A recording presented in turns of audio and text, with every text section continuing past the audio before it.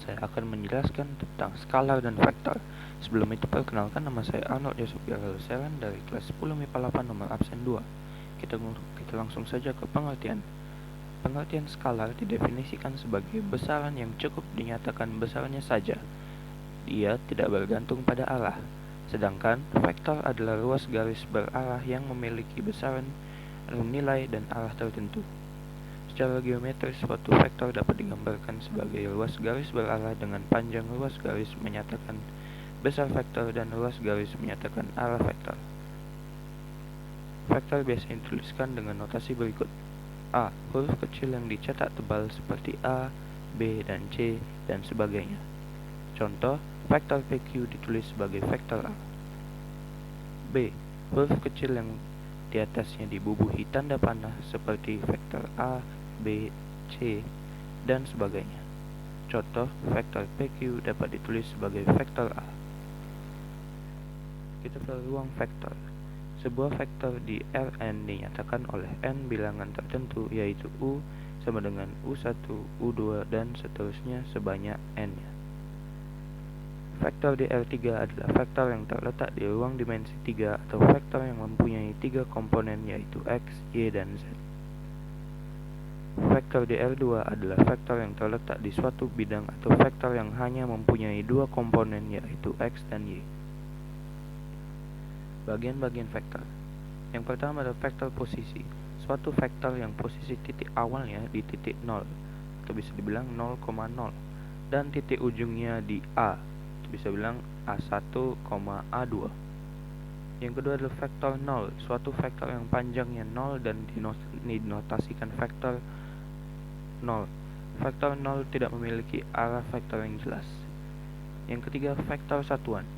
Suatu vektor yang panjangnya satu satuan, dan yang terakhir vektor basis adalah vektor satuan yang saling tegak lurus.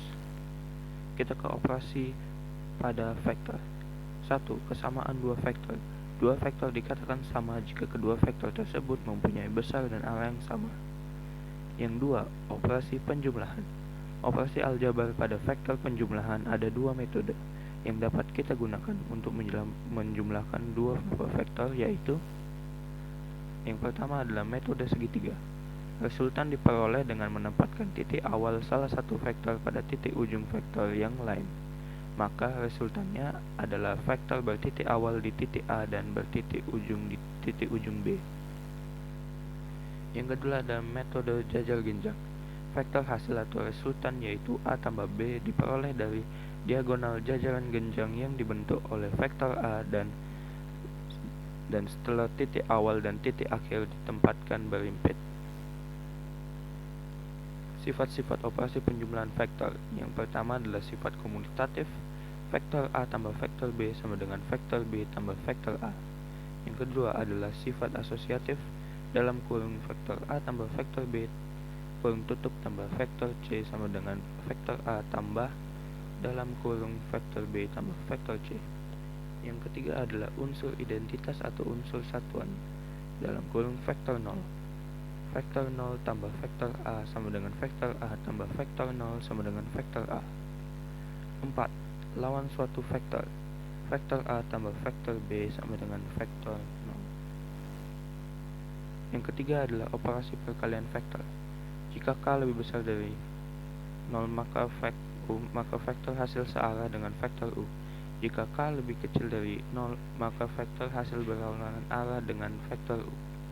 Jika K sama dengan 1, maka vektor hasil sama dengan vektor U. Jika K sama dengan 0, maka menghasilkan vektor 0. 4. Operasi pengulangan vektor. Pada pengulangan vektor ini diberlakukan sama dengan yang ada pada penjumlahan, antara lain adalah sebagai berikut. Lihat contoh di bawah ini.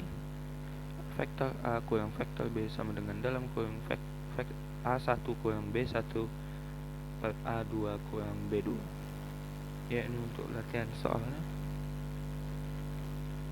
Ya, sekian dari presentasi saya. Terima kasih karena sudah